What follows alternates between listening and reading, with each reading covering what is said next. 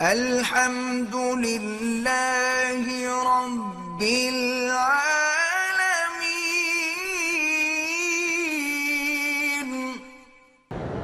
اگر دو بیویاں ہیں میری، ایک ہی کمرے میں، ایک دوسرے کے سامنے میاں بیوی ہم مشترکت نہیں کر سکتے ہیں، دوسرے کو ایذا پہنچانے کی اللہ نے اجازت نہیں دی۔ اگر عورت اپنے مرد کے اس شرمگاہ پہ بوسہ دے، بہرحال یہ شریعت کے خلاف ہے۔ کہتا ہے کہ بعض اوقات بچہ دودھ پی رہا ہے، اس وقت بھی خاوند اپنی بیوی سے مل سکتا ہے، لیکن بہتر یہ ہوتا ہے کہ ایسے حالات میں نہ ملیں۔ چاہے بچہ دودھ پینے والا ہو، اس کے دماغ میں ہر چیز آتی ہے جو کچھ تم کر رہے ہو۔ وہ ایک کمپیوٹر ہے، اس میں فیڈ ہو رہی ہے ہر چیز۔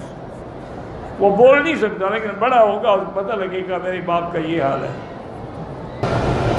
حتیٰ کہ صحیح حدیث میں ہے، ایک آدمی نے، مکے کا آدمی تھا، اس نے انصاری لڑکی سے شادی کی، یعنی لڑکی مدینہ منورہ کے انصار کی تھی، شادی کرنے والا مکے کا مہاجر تھا۔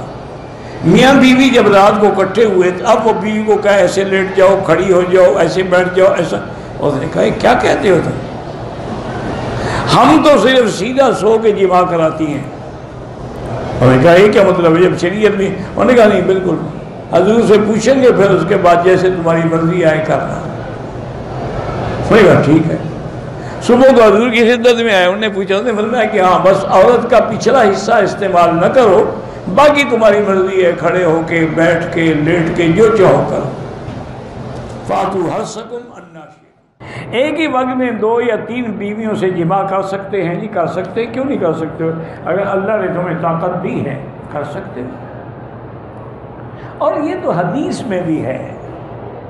میرے آقا جب حج پہ تشریف لا رہے تھے تو ساری بیویاں ساتھ تھیں، اور آخر میں آپ کی 9 بیویاں تھیں۔ 11 سے نکاح ہوا لیکن آخر میں 9 تھیں۔ وہ 9 کے 9 بیویاں ساتھ تھیں۔ حضور مدینے سے ذی الحلیفہ آ گئے، وہاں قیام فرمایا، رات گزاری۔ تو اسی رات میں حضور نے اپنی ہر بیوی کے ساتھ جا کے مجامعت کی تاکہ سنت بھی پوری ہو جائے اور احرام سے پہلے سب کے خواہشات نفسانی بھی مٹ جائیں۔ تو اگر یہ ناجائز ہوتا تو حضور سب سے کیوں ایسی بات کرتے؟ جائز ہے۔